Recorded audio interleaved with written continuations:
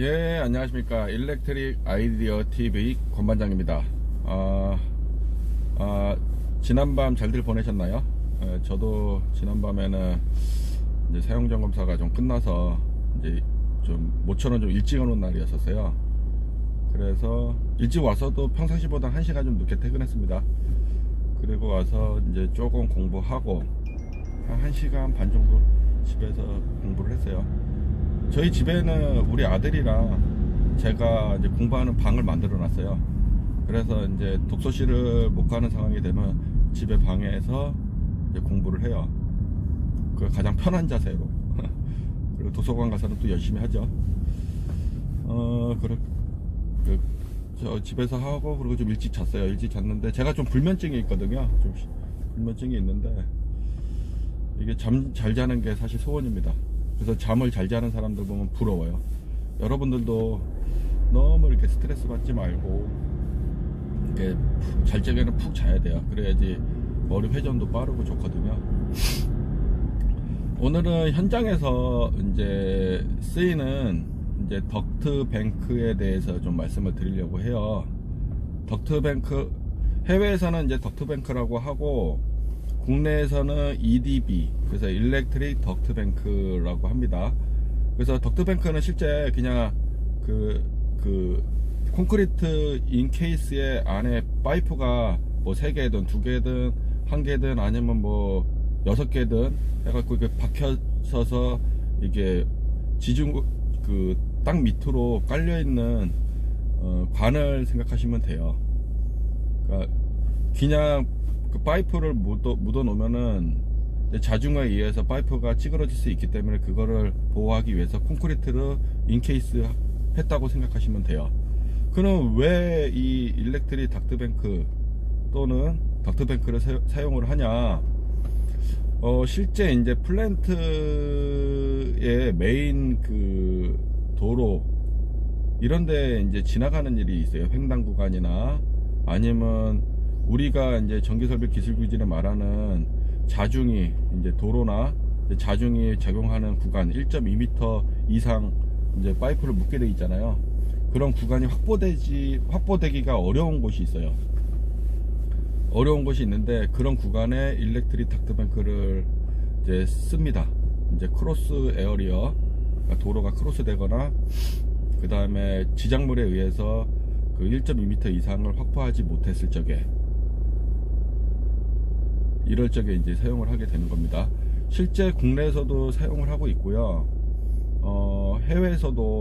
해외 중동 지역에서는 정말 일렉트릭 덕트뱅크 되게 많이 사용해요. 그러니까 도로의 밑에 케이블이 있다, 아니 도로가 크로스되는 구간에 지나간다, 아니면 자중이 위에 발생된다, 그럼 무조건 일렉트릭 EDB를 써요. 아니면 덕트뱅크를 써가지고 설계를 합니다. 맨홀도 일렉트릭 덕트뱅크에서 맨홀 연결하는 것도 또 구멍 다 내가지고 만들어요. 설계를 하고.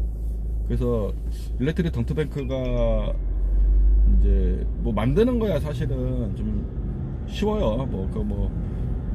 PVC 파이프나 아니면 스틸 파이프를 이용해서 인케이싱을 하죠. 인케이싱을 하고, 그리고 콘크리트 거푸집을 져가지고 만들면 끝입니다. 그리고 당연히 뭐 엘리베이션 다 맞춰갖고 설계를 해야 되겠죠. 이제 여기서 이제 우리 전기 설계에서 이제 주의할 사항은 어떤 것들이 있냐면은, 일렉트릭 덕트뱅크도 전기 거지만은 통신선이 지나가는 경우가 있어요. 그러면 일렉트릭 덕트뱅크의 전기선이 고압이거나 대전류가 흐르는 경우는 상호 유도작용에 의해서 통신선에 이제 간섭이 좀 잡음이 이제 노이즈가 들어가게 돼요.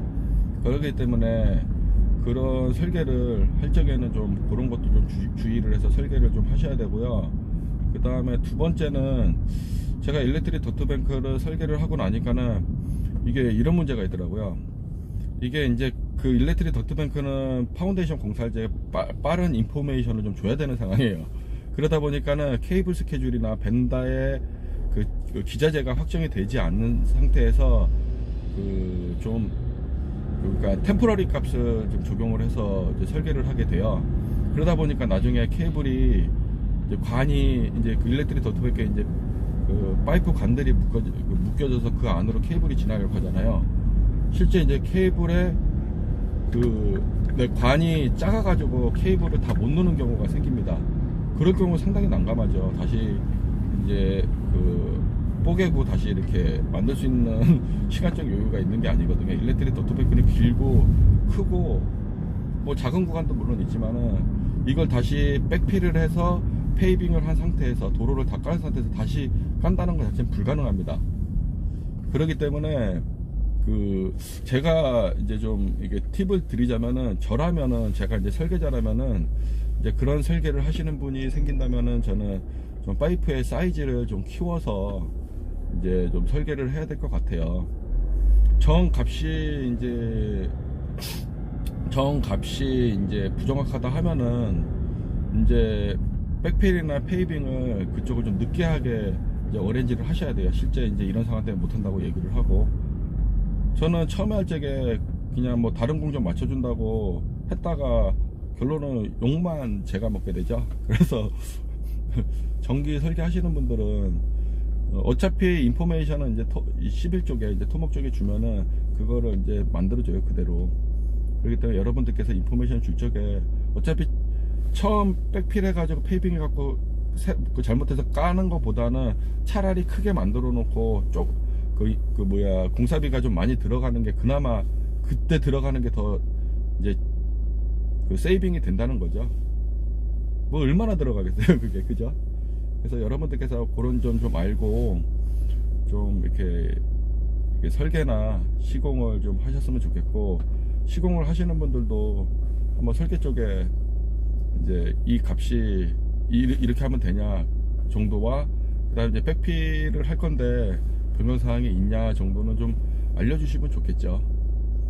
시공 쪽에서는 계속 그런 공사하는 것들을 보러 다니기 때문에 이제 그런 인포메이션을 설계 쪽에 알려주면은 설계도 다시 한번 확인하거든요. 설계가 뭐 시공도 물론 바쁘지만 설계도 많이 바빠요. 다시 이제 공사가 들어가게 되면은 이제 도면이 수정되는 일들이 좀 벌어져요, 현장에서. 실제 우리가 이제 크래시 에어리어를 이제 확인을 했다고 하더라도 이게 실제 하다 보면 또 생겨요.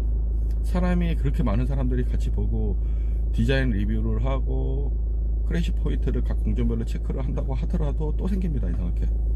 그래서 뭐 많이 한다고 뭐 좋은 건 아니겠지만은 이제 자주 하는 게 그래도 이게 리워크를 줄이는 길이라고 저는 좀 생각을 하고 있어요. 이상 일렉트릭 덕트뱅크 또는 덕트뱅크에 대해서 여러분들께 간단히 좀 설명을 드렸습니다. 감사합니다.